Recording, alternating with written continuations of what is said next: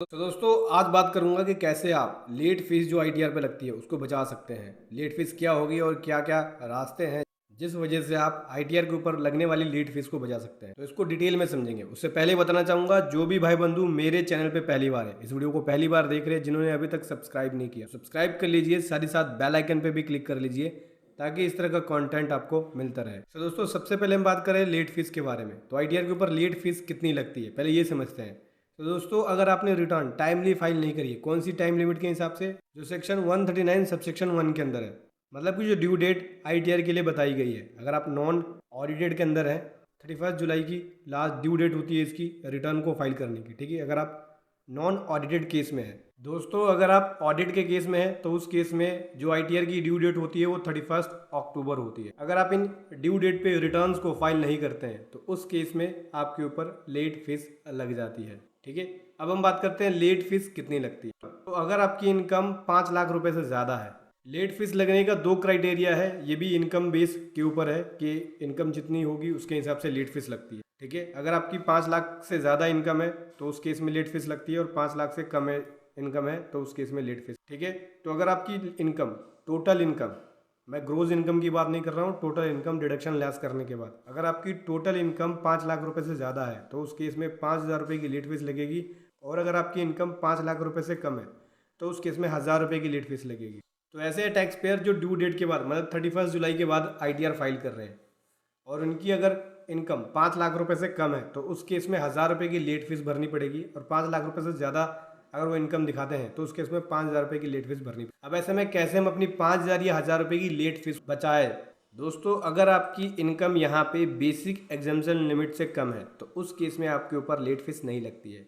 Basic exemption limit क्या है दोस्तों, अगर आप इंडिविजुअल है, एचयूएफ है, बॉडी ऑफ इंडिविजुअल है या आर्टिफिशियल जुडिशियल पर्सन है और आपकी इनकम 2.5 लाख रुपए तक है, ठीक है, तो उस केस में आपको लेट फीस नहीं देनी पड़ेगी, ठीक है। 1,000 रुपये वाली लेट फीस है क्योंकि 5 लाख से कम है ये तो दोस्तों अगर आप सीनियर सिटीजन की कैटेगरी में तब तो आपको 3 लाख तक की इनकम दिखा सकते हैं, बेसिक एग्जम्पशन लिमिट के अंदर है, उस केस में आपके ऊपर लेट फीस नहीं लगेगी। सीनियर सिटीजन का मतलब हो गया कि ऐसे पर्सन जिनकी एज 60 साल है लेकिन 80 साल से कम है तो वो सीनियर सिटीजन के आते हैं as per income tax act. तो उस केस में आपकी बेसिक एग्जम्पशन लिमिट 3 लाख रुपए होती है, तो 3 लाख रुपए तक आप इनकम दिखाएंगे तो लेट फीस नहीं लगेगी। जो 1,000 वाली है, अगर नॉर्मल केस होता तो 1,000 वाली लेट फीस लग जाती है क्योंकि 5 लाख से आपकी इनकम कम है।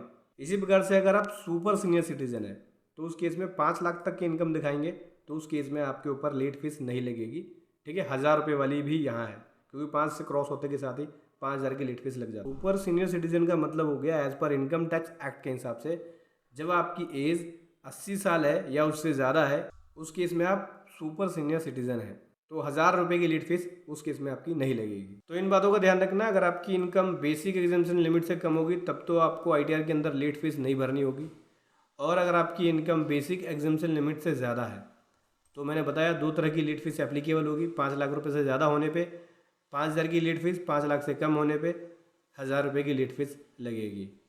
वो पर्सन टू पर्सन डिपेंड करता है, इंडिविजुअल है, नॉर्मल या सुपर सीनियर सिटीजन है या सीनियर सिटीजन। इस प्रकार से अपनी लेट फीस को सेव कर सकते हैं। देखा जाए तो जो आपकी एक्चुअल इनकम है वही दिखाओ, आप लेट फीस के चक्कर में अपनी इनकम को मत छुपाओ।